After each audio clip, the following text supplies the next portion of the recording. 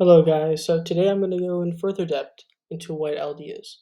So LD or Lincoln Douglas is one-on-one debating about a topic, usually about a resolution. I've already mentioned this in the previous video, but I just want to reiterate. But Lincoln Douglas has an affirmative and negative side chosen randomly by the judge who decides the winner.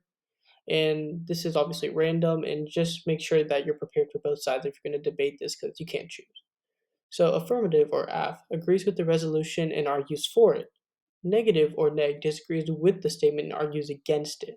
So, for example, if I said education is good, if I was affirmative, I would prove why education is good. But if I was negative, I would say why education is not good or bad. And usually the arguments are made around a value, which is what your argument is trying to achieve. And then your value criterion is how you achieve this value. So, for example, if I say that I want to go to school because it's educational, my value is education because that's what I'm trying to achieve. I'm trying to get education from the school. And then my value criterion would be giving reasons for why school is educational. That I can say because it teaches me history, English, math, science, language. That's how the value criterion work. And these can vary based on the topic. They're not fixed.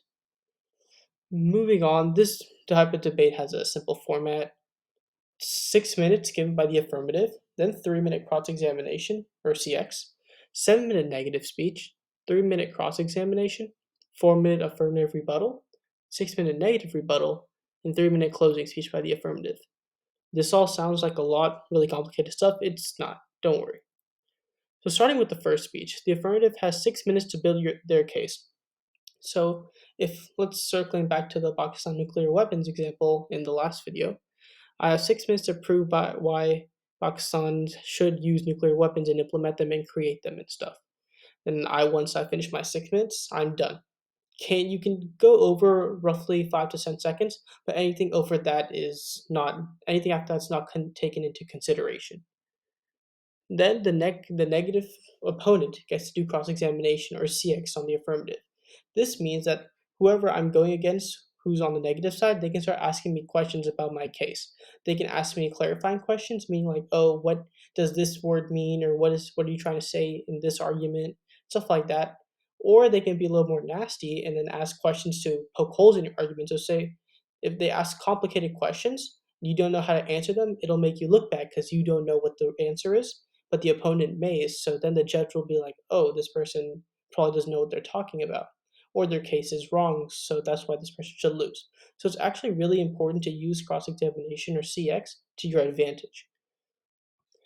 Then the negative will give a 7 minute speech saying why their argument is better, and then also saying why the affirmative side is not correct. Some part of it, not obviously not everything you're going to say on the affirmative side is wrong, so you're going to have to pick and choose. And then the AF gets asked questions during CX. It's just the same thing, just reversed. The affirmative now gets to do what the negative was doing before. Then after this, a series of rebuttals are given by each side, and then the judge will choose a winner. The rebuttals are a little more difficult than the usual speeches because the usual speeches are pre-written, so you've already written them before you started.